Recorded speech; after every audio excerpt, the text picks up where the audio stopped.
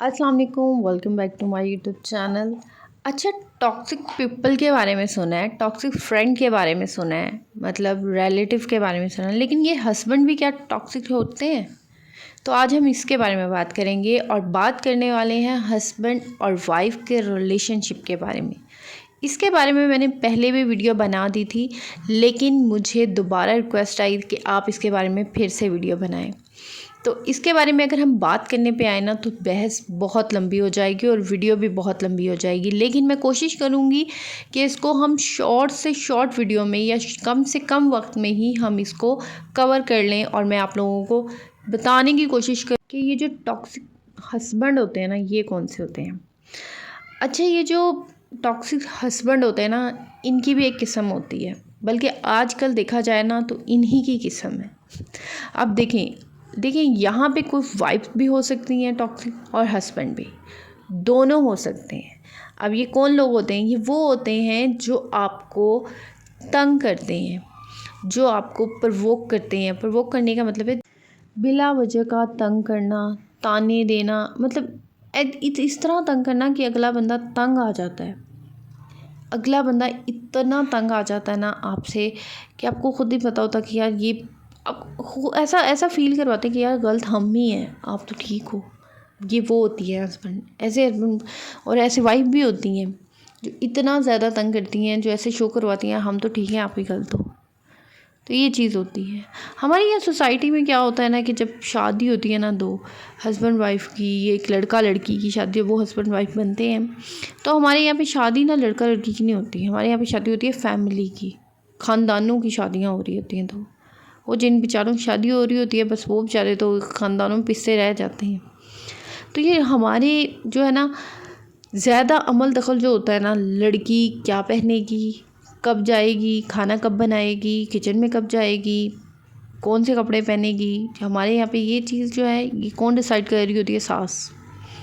मैं यकीन माने, मैंने खुद अपनी आंखों से ऐसी देखी हैं कि जूता क्या पहनना है सास ने डिसाइड करना, लिपस्टिक क्या पहननी है ये भी सास डिसाइड करी। तो मैंने यहाँ खुद अपनी आंखों के सामने ऐसी देखी हैं फैमिली, या ये कोई सस और जी कह दें सास और बहू मैंने देखी ऐसी। तो बेचारा जो हस्बैंड है उसको तो पता भी नहीं होता मेरी बेगम ने क्या पहना है, या उसको ये भी नहीं पता होता कि यार मेरे हस्बैंड को पसंद भी है ये चीज़ या नहीं पसंद जो मैं पहन रही हूँ। तो खैर, लेकिन ये कि हमारे माशरे में एक ये जो जॉइंट फैमिली वाला काम है ना, मैं तो कहती हूँ हमारे जो हस्बैंड वाइफ में असल लड़ाई झगड़े हैं, तानेबाजी हैं, इसका मैं कहती हूँ 90% क्या 99% जो ज़िम्मेदार है वो जॉइंट फैमिली है। क्योंकि देखिए, जो शादी के शुरू के दिन होते हैं ना, जिसमें दो अनजान लोग जो होते हैं, चल जो जिनकी लव मैरिज होती है वो तो खुद एक दूसरे को कुछ ना कुछ जानते हैं, लेकिन जिनकी बिल्कुल ही अरेंज होती है, टोटली वो अनजान होते हैं।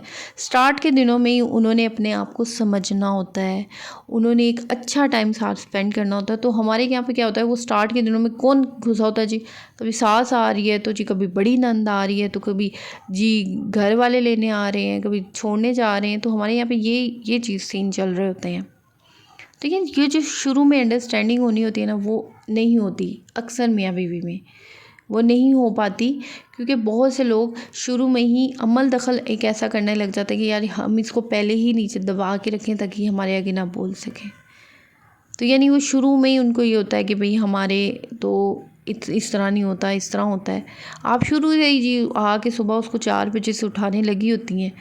तो वो जो एक अंडरस्टैंडिंग होती है हस्बैंड वाइफ में, मेरे ख़्याल से वो नहीं डेवलप हो पाती जॉइंट फैमिली में। तो जिनकी बिल्कुल टोटली अरेंज मैरिज होती है उनके लिए, यानी लव मैरिज वालों में तो फिर भी कुछ अंडरस्टैंडिंग ऑलरेडी हुई होती है। और इसके अलावा हमारे यहाँ पे क्या होता है कि जी जब शादी कर लेते हैं, वो जो एक लड़की लेके आते हैं ना, उसको तो बड़े टाइटल दे दिए जाते हैं जी, उसको अम्मा, दादी, ताई सारा कुछ बना दिया जाता है, चाची। लेकिन वो जो हस्बैंड होता है ना, वो बच्चा ही होता है। वो माँ साहब का क्या कहना होता है जी, मैं तो अपने बच्चे से दूर नहीं रह सकती। भाई अगर तुमने बच्चे को ही देखना था, उसके नज़रों से दूर नहीं कर सकती, तो शादी क्यों की उसकी? ये जो लेके आए हो ये किसकी है? ये भी तो किसी की है ना, बेटी और बहू। बेटी है किसी की, ये भी तो किसी की आंखों की ठंडक है ना, जिसको तुम लेके आए हो। तो देखें, हमारे यहाँ पे जो लड़का होता है ना, वो बच्चा ही रहता है माँ बाप के लिए जी। ये तो बच्चा है, इसको क्या पता अभी। हाँ, जो आई है वो तो बहुत, तुम ज़्यादा 10 साल बड़ी लाए हो ना तुम तो उससे, 20 साल, वो तो पूरी दादी लेके आए हो तुम। तो हमारे यहाँ पे ये बड़ी चीज़ है कि यार ये बच्चा जो है या ये है, इसका ये तो भी बच्चा है, इसको तो कुछ पता ही नहीं है।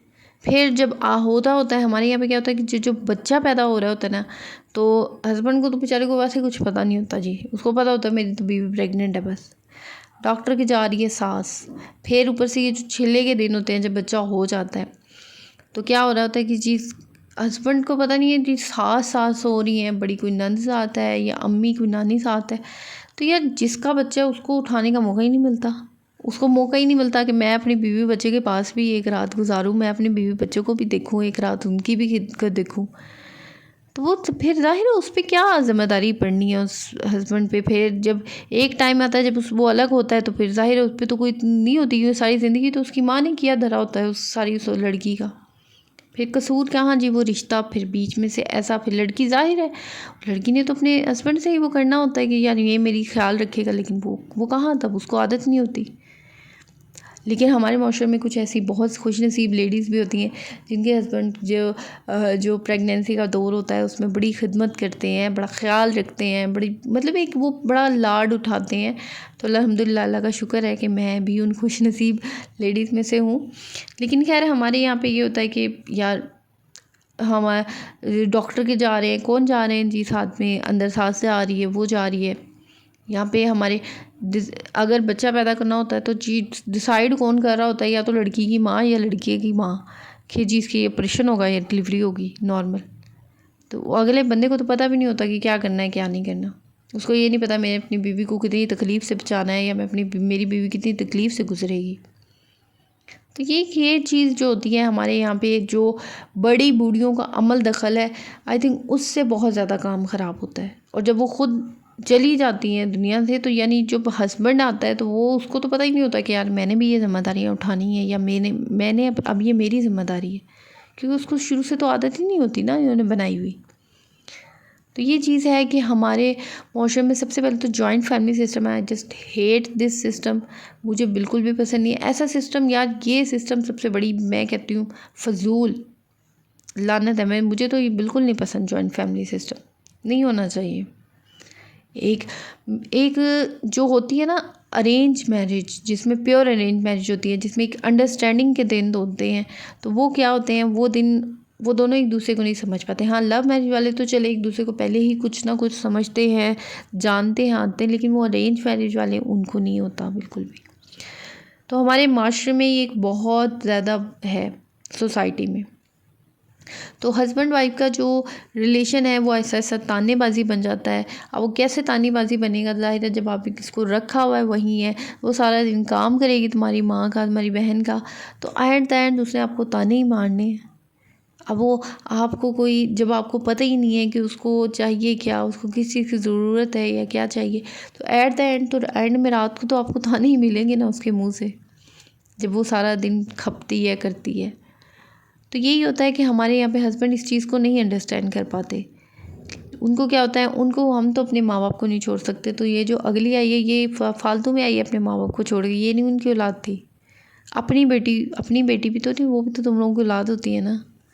तो हमारे यहाँ पे इस चीज़ को नहीं समझा जाता, हस्बैंड जो है वो नहीं करते इस चीज़ पे।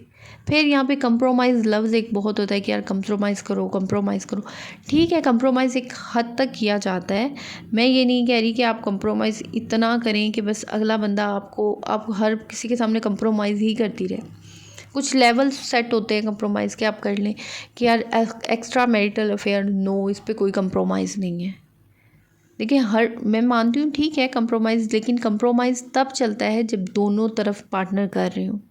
अब वही बात है ना, आप एक रस्सी को कब तक खींचोगे, आखिर एट द एंड उसने टूटना ही है। और कंप्रोमाइज़ का भी यही हिसाब होता है कि आप कब तक कंप्रोमाइज़ करोगे, एट द एंड आपके सब्र ने जवाब देना ही होता है।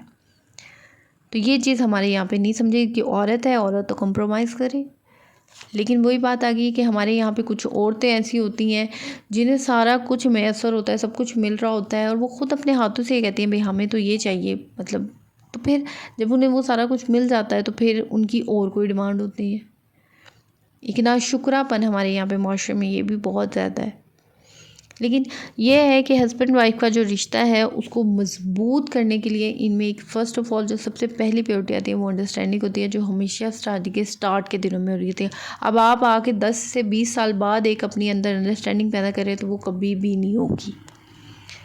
तो ये एक छोटी सी वीडियो थी जो मैंने आप लोगों के लिए बनाई, क्योंकि मुझे स्पेशल रिक्वेस्ट थी कि यार आप हस्बैंड वाइफ पे और ससुराल जॉइंट फैमिली पे एक दोबारा से एक वीडियो बनाएं।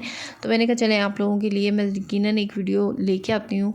और ये है कि आप लोगों को मेरी वीडियो पसंद आई है, मेरे चैनल को सब्सक्राइब करें, मेरी वीडियो को लाइक करना मत भूलिएगा और दुआओं में ज़रूर याद रखिएगा। आप लोगों के प्यार मोहब्बत का बहुत शुक्रिया, बहुत पसंद आ रही है आप लोगों को मेरी वीडियोस और मुझे बड़ा अच्छा लगता है आप लोग इतने पॉजिटिव, इतने अच्छे अच्छे कमेंट्स करते हैं।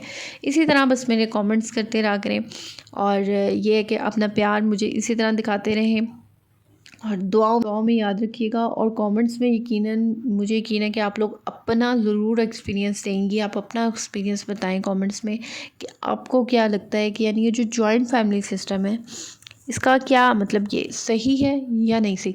अगर देखा जाए जॉइंट फैमिली सिस्टम तो मेरे ख्याल से इस नज़र से देखा जाए तो इस नज़र से ठीक है कि अगर आपके बच्चे होते हैं तो चलें आप लोग के बच्चों को कोई पकड़ लेता है या आप कोई काम कर लेते हैं, आप अकेले होते हैं लाइक मी, जैसे मैं बिल्कुल अकेली हूँ, तो फिर आपको थोड़ी सी प्रॉब्लम होती है, ठीक है।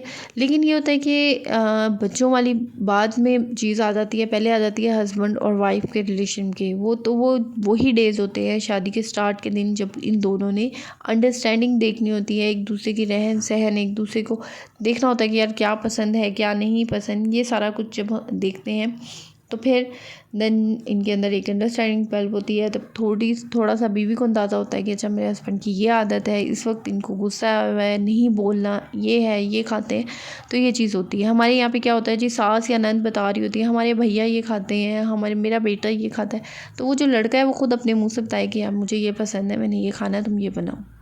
तो नहीं, हमारे यहाँ पे कोई दूसरा बंदा तीसरा आके बता रहा होता है।